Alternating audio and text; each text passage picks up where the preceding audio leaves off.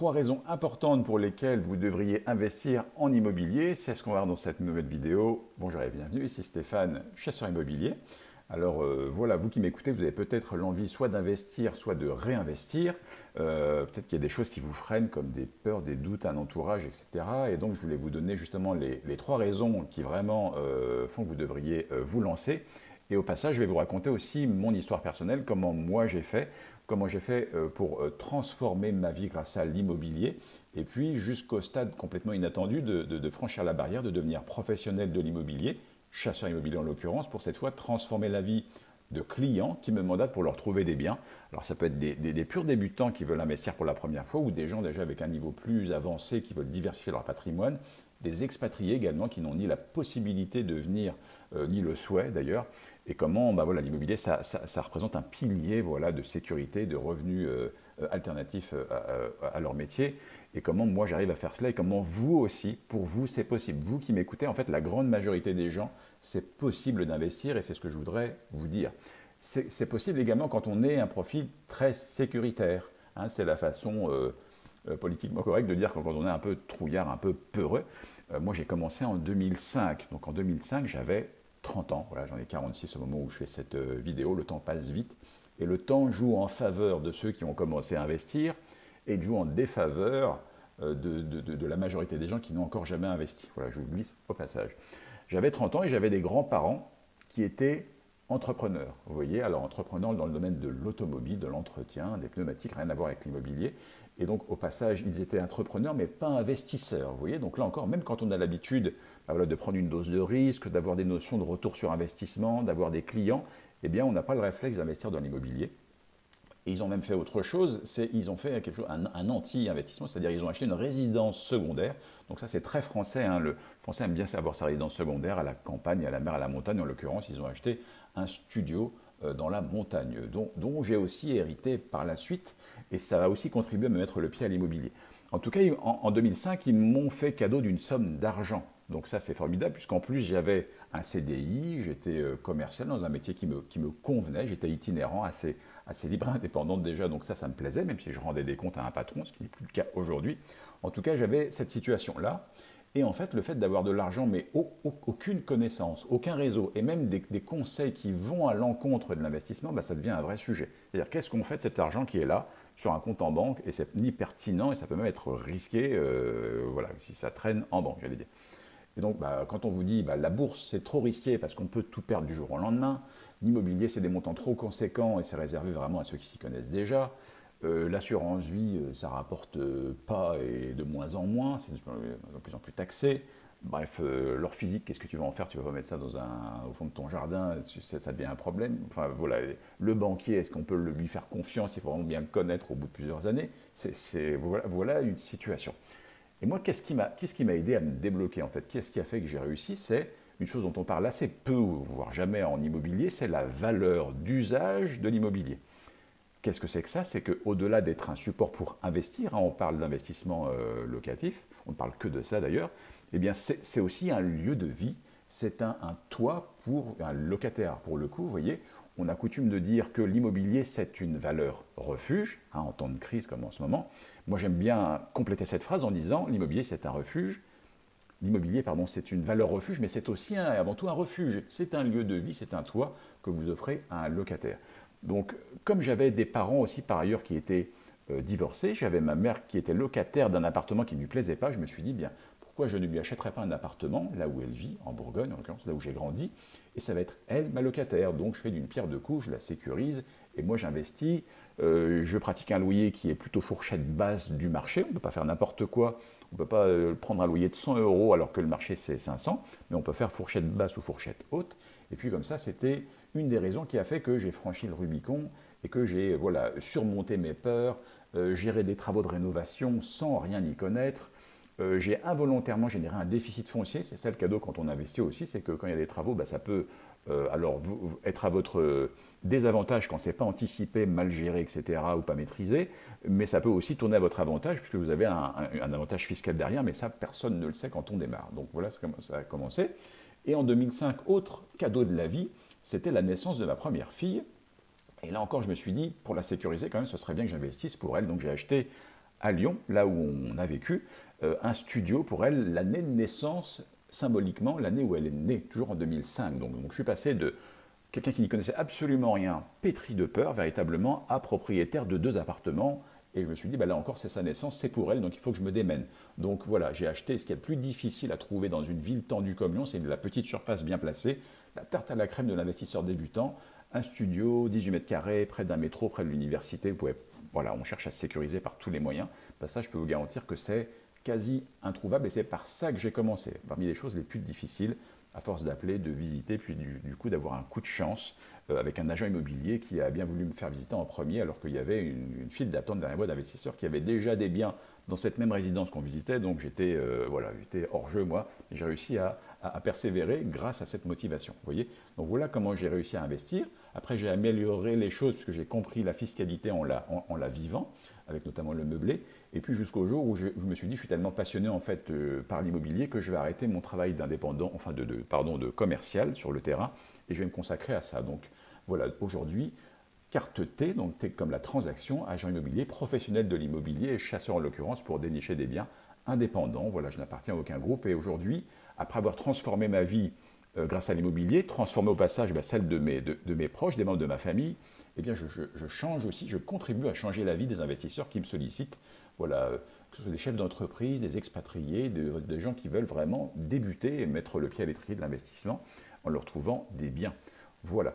Et donc j'en viens au cœur du sujet, que je ne perds pas de vue, c'est quelles sont les 3 raisons pour lesquelles vous aussi vous devriez vraiment investir. Et bien tout d'abord, c'est parce que ça vous rend plus indépendant ou moins dépendant de votre source unique de revenus qui est souvent votre salaire, votre travail, puisque souvent tout peut s'arrêter du jour au lendemain, ou les salaires, vous le vivez peut-être, ils évoluent à la hausse de manière, soit pas du tout d'ailleurs, soit à la hausse mais de manière très faible.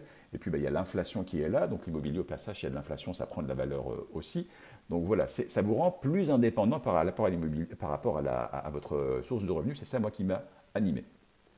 Deuxième chose, moi je voyais l'immobilier comme une façon de se sécuriser. Et c'est effectivement le cas. Et c'est ça aussi le comble quand on a peur, c'est qu'on a peur du danger alors qu'il n'y a pas grand-chose de plus sécurisant que de l'immobilier quand c'est bien fait pour vraiment vous apporter cette sécurité. C'est quelque chose de tangible, c'est un actif concret, c'est un actif tangible, donc c'est très sécurisant, on a une vision sur le long terme, ça ne bouge pas, on ne peut pas vous le voler, c'est quelque chose vraiment qui est là comme un pilier de sécurité. Et c'est aussi une des raisons, surtout dans des temps un peu chahutés par la crise, qui devrait vous motiver à passer à l'action. Et troisième point qui est important, qui est un peu corrélé au premier, c'est le fait de devenir acteur de votre destin, de votre vie, de faire quelque chose, de poser une pierre de manière imagée, métaphorique, mais aussi physiquement, de prendre en main votre destin. Et notamment, quand vous investissez dans un bien immobilier, si X années plus tard, la vie fait que vous avez besoin d'une rentrée d'argent, vous êtes libre de décider de revendre ce bien immobilier. Et au passage, la plupart du temps, de gagner de l'argent, d'encaisser, alors j'allais dire une plus-value, en tout cas d'encaisser de l'argent. C'est-à-dire que soit vous avez un bien qui a pris de la valeur sur un marché haussier, donc vous avez une plus-value, alors qui sera fiscalisée, mais vous avez quand même un gain d'argent, mais aussi et surtout parce que c'est au fil du temps que votre enrichissement il se fait, donc chaque mois vous remboursez à la banque un montant qui est composé d'intérêts d'emprunt, mais aussi de capital. Et ce capital, c'est cette pierre, voilà, c'est ça qui fait votre enrichissement. Et si vous revendez un jour, mettons au bout de 10 ans, alors que votre crédit dure 20 ans, donc vous avez encore un crédit à rembourser, mais vous avez quand même de l'argent qui aura été cumulé de par ces mensualités à chaque fois que vous payez à la banque. Et donc vous allez pouvoir rapatrier de l'argent. Donc ça, c'est une... Oui, comme je dis que ça vous sécurise et que vous êtes maître de votre destin, ça aussi, vous pouvez comme ça agir. Vous n'êtes plus tributaire que d'une seule source de revenus et d'un seul employeur. Vous êtes acteur de votre vie. Et ça, c'est quand même quelque chose d'important. On dit aujourd'hui que la plupart des métiers qui vont exister dans les années qui viennent n'existent pas encore aujourd'hui. Donc c'est bien quand même de pouvoir un peu être agile et d'agir et d'être un peu minimum d'être acteur de son destin. Donc voilà les 3 raisons qui m'ont vraiment animé aussi et les 3 raisons pour lesquelles vous devriez investir.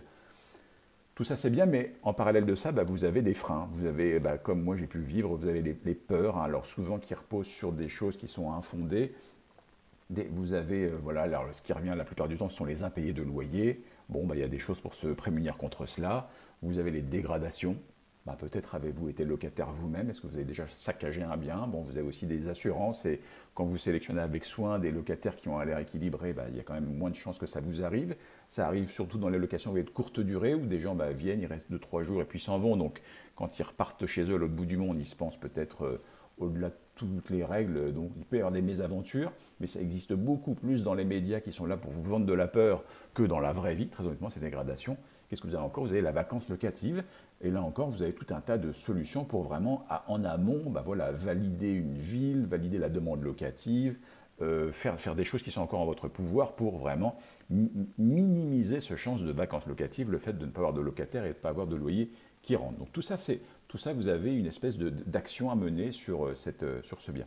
Voilà pour les 3 raisons et les choses qui peuvent vous freiner. Puis vous avez aussi votre entourage. Moi, je me rappelle quand j'ai commencé, j'ai eu quelqu'un de ma famille qui est venu dans l'appartement que je venais d'acheter, donc je ne pouvais plus faire marche arrière, et qui a mis les mains sur les hanches comme ça et qui s'est dit, c'est quand même pas gagné, en parlant des travaux qu'il y avait à faire, parce qu'il y avait des travaux de rénovation, des fenêtres à changer. Bon, j'étais déjà propriétaire, donc ça ne m'a pas vraiment encouragé.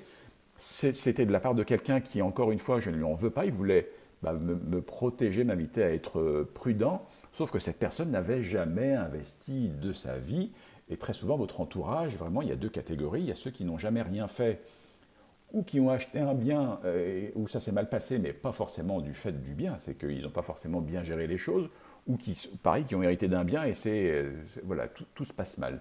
Écoutez, ces gens-là, il ne faut pas leur en vouloir, ils sont là pour, encore une fois, ils sont bienveillants, ils veulent vous éviter leurs déboires, sauf qu'ils ne font que vous partager leurs peurs, leurs doutes, leurs mésaventures.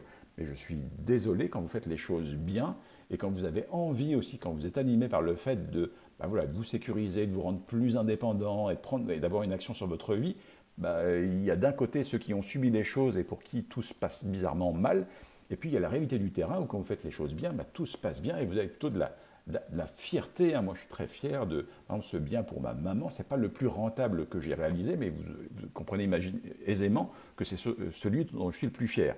Voilà, moi j'ai cette chose qui m'anime et il y a vraiment eux qui demeurent justement tributaires de leur seule source de revenus, qui sont animés par leur peur, qui sont peut-être plus très motivés, qui voient justement avec les années qui passent, que rien ne se passe de super dans leur vie. Et puis il y a ceux qui ont franchi le cap de l'investissement immobilier, cap qui est assez similaire à l'entrepreneuriat, finalement, c'est assez proche. Et donc, vous avez, voilà, c'est pas la même dynamique, c'est pas le même état d'esprit. Donc, c'est bien aussi de faire partie de cette catégorie, vous qui m'écoutez, et surtout quand vous savez que c'est possible pour la majorité d'entre vous d'investir quand c'est possible, c'est bien de franchir le cap. Voilà. Donc, j'espère que ces 3 raisons vous inspirent et vous animent. Après, vous avez un choix à faire, justement, quand on est maître de son destin. C'est soit vous allez souhaiter y aller, vous allez mettre les choses en place, et dans cette série de vidéos, je vais vous indiquer dans la prochaine, justement, comment vous pouvez faire. Ou vous pouvez vous dire, je ne fais rien, parce que malgré ça, je pense que c'est trop risqué, etc. Ou vous pouvez encore attendre. Vous pouvez temporiser, vous dire, je vais encore quand même affiner le projet, regarder un peu sur YouTube là, les conseils qu'on me donne, temporiser, faire le point, etc. Sauf que on sait, vous comme moi, que le fait d'attendre, très souvent, qu'est-ce que ça veut dire? Ça veut dire ne rien faire, et les mois et les années s'écoulent, et rien ne s'est fait. Voilà. Donc, écoutez, l'idée, c'est pas de foncer tête brûlée sur un bien, ça demande de la préparation, ça demande des calculs, ça demande peut-être parfois un accompagnement. Donc c'est pour ça, je vous laisse réfléchir à la question. Et s'il vous faut ça pour surmonter vos peurs et les obstacles, faites-vous accompagner. Moi, je suis chasseur immobilier, donc je fais des solutions clés en main. J'aide aussi les investisseurs à travers un programme qui s'appelle Investir Pro. Donc il y a à la fois du contenu en ligne, mais aussi un coaching tous les 15 jours en webinaire, en direct, commun, pour mesurer les avancées et voir ce qui a été fait et ce qui reste à faire, donc jusqu'à concrétiser. L'idée de ce programme, c'est 45 jours pour dénicher un bien rentable et vraiment visiter et acheter, devenir propriétaire. Donc vraiment, c'est vraiment l'idée. Et donc, faites quelque chose, mais vraiment, vous avez une majorité d'avantages à passer le cap de l'investissement versus ne rien faire. Donc pour terminer, merci d'avoir regardé cette vidéo qui est un peu plus longue qu'à l'accoutumée. Si vous avez vous aussi, si cette vidéo vous parle, dites-le moi, quelles sont vos questions, quelle est votre expérience par rapport à ce que je viens de vous dire. Est-ce que vous aussi vous avez pu avoir dans votre entourage juste le fait de parler d'un éventuel projet immobilier, le fait qu'on vous dise qu'est-ce qui t'est tombé sur la tête, il vaut mieux rester tranquille, ou est-ce que vous avez déjà franchi le pas et qu'est-ce que ça donne? ou alors est-ce que vous avez encore des questions par rapport à tout ça, par rapport à l'investissement locatif? Et comme ça, je pourrais dans les vidéos qui vont suivre, dans cette série de 3 vidéos, mieux y répondre de manière plus personnalisée. Voilà. En tout cas, merci de l'avoir suivi et je vous dis donc, surveillez vos mails et vos vidéos, puisqu'il y en a 2 autres qui vont arriver dans cette série. Au revoir.